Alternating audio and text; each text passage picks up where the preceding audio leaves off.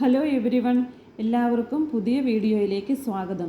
കഴിഞ്ഞ ക്ലാസ്സിൽ നമ്മൾ ലോ ഓഫ് കോൺസ്റ്റൻറ്റ് പ്രൊപ്പോർഷൻ പഠിച്ചു. ഇന്ന് നമുക്ക് ഡാൾട്ടൺസ് ആറ്റോമിക് തിയറി പഠിക്കാം. Dalton's atomic theory law of conservation of മാസിൻ്റെയും ലോ ഓഫ് കോൺസ്റ്റൻറ്റ് പ്രൊപ്പോർഷൻ്റെയും അടിസ്ഥാനത്തിൽ John Dalton atomic theory propose ചെയ്തു. ചില പോസ്റ്റുലേറ്റ്സിൻ്റെ അടിസ്ഥാനത്തിലാണ് ഇദ്ദേഹം ആറ്റോമിക് തിയറി അവതരിപ്പിച്ചത്. Dalton's atomic theory.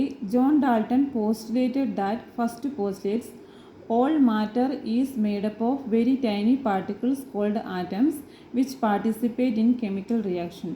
അതായത് എല്ലാ പദാർത്ഥങ്ങളും ആറ്റങ്ങൾ കൊണ്ടാണ് നിർമ്മിച്ചിരിക്കുന്നത്. ഫോർ എക്സാമ്പിൾ വാട്ടർ, ഹൈഡ്രജൻ ആറ്റങ്ങളും ഓക്സിജൻ ആറ്റങ്ങളും ചേർന്നാണ് ഉണ്ടായിരിക്കുന്നത്.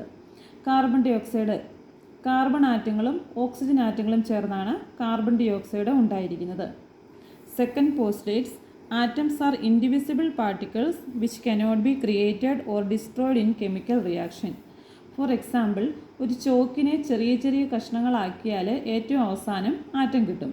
പിന്നെയും അതിനെ ചെറിയ കഷ്ണമാക്കാൻ പറ്റില്ല. That is atom are indivisible particles. അതുപോലെ ആറ്റത്തിനെ നിർമ്മിക്കാനോ നശിപ്പിക്കാനോ കഴിയില്ല. ഫോർ എക്സാമ്പിൾ, ഒരു ഗ്ലാസ് വെള്ളത്തിൽ ഷുഗർ ലയിപ്പിക്കുന്നു. അപ്പോൾ പഞ്ചസാരയിലെ ആറ്റങ്ങൾ നശിച്ചു പോകുന്നുണ്ടോ? ഇല്ല, പഞ്ചസാരയിലെ ആറ്റങ്ങൾ വാട്ടറിൽ ഉണ്ട്. So atom which cannot be created or destroyed in a chemical reaction. Third, atoms of a given element are identical in mass and chemical properties. For example, suppose carbon element എടുക്കുന്നു. കാർബണിൻ്റെ എല്ലാ ആറ്റത്തിനും ഒരേ മാസും ഒരേ കെമിക്കൽ പ്രോപ്പർട്ടീസുമാണ്.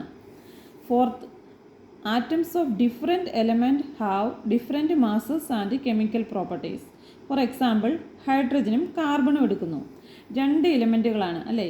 ഇവിടെ hydrogen ആറ്റത്തിൻ്റെ മാസും കെമിക്കൽ പ്രോപ്പർട്ടീസും കാർബൺ ആറ്റത്തിൻ്റെ മാസിൽ നിന്നും കെമിക്കൽ പ്രോപ്പർട്ടീസിൽ നിന്നും ഡിഫറെൻ്റ് ആണ്. ഇനി നൈട്രജൻ എലിമെൻ്റ് എടുത്താലും നൈട്രജൻ ആറ്റത്തിൻ്റെ മാസും കെമിക്കൽ പ്രോപ്പർട്ടീസും ഡിഫറെൻ്റ് ആണ്. Fifth point, atoms combine in the ratio of simple whole numbers to form compounds. For example, carbon dioxide. Carbon dioxide എടുത്താൽ അതിൽ 1 കാർബൺ ആറ്റവും 2 ഓക്സിജൻ ആറ്റങ്ങളുമുണ്ട്. ഇതിൻ്റെ നമ്പർ റേഷ്യോ 1:2 ആണ്. Another example, ammonia NH3. ഇതിൽ 1 നൈട്രജനും 3 hydrogen ആറ്റങ്ങളുമുണ്ട്. Number ratio 1:3. So ആറ്റങ്ങൾ 1:2, 1:3 പോലുള്ള simple whole numbers റേഷ്യോയിൽ മാത്രമേ ചേരുകയുള്ളൂ. ദാറ്റ് ഈസ്, ഒരു കോമ്പൗണ്ട് രൂപപ്പെടാൻ ആറ്റങ്ങൾ സിമ്പിൾ ഹോൾ നമ്പേഴ്സ് റേഷ്യോയിൽ ചേരുന്നു. Sixth point, the relative number and kinds of atoms are constant in a given compound. That is, ഒരു കോമ്പൗണ്ടിലുള്ള ആറ്റങ്ങളുടെ റിലേറ്റീവ് നമ്പറും ഏതൊക്കെ ആറ്റങ്ങൾ കൂടി ചേർന്നിരിക്കുന്നു എന്നതും കോൺസ്റ്റൻ്റ് ആയിരിക്കും. For example, ammonia NH3. അമോണിയയിൽ നൈട്രജനുമുണ്ട് ഹൈഡ്രജനുമുണ്ട്. Nitrogen 1 hydrogen 3. ഇവ ചേർന്നാൽ മാത്രമേ അമോണിയ ദാറ്റ് ഈസ് NH3 കിട്ടൂ. സോ അമോണിയയിൽ എപ്പോഴും 1:3 എന്ന റേഷ്യോ ആയിരിക്കും, അതിന് മാറ്റമില്ല. അനദർ എക്സാമ്പിളാണ് കാർബൺ ഡൈ ഓക്സൈഡ്. കാർബൺ ഡൈ ഓക്സൈഡിൽ 1 കാർബണും 2 ഓക്സിജനുമുണ്ട്. ഇവ ചേർന്നാൽ മാത്രമേ കാർബൺ ഡൈ ഓക്സൈഡ് കിട്ടൂ. സോ കാർബൺ ഡൈ ഓക്സൈഡിൽ എപ്പോഴും 1:2 റേഷ്യോ ആയിരിക്കും, അതിന് മാറ്റമുണ്ടാകുന്നില്ല. അനദർ എക്സാമ്പിളാണ് വാട്ടർ. വാട്ടറിൽ 2 ഹൈഡ്രജൻ ആറ്റവും 1 ഓക്സിജൻ ആറ്റവും ഉണ്ട്.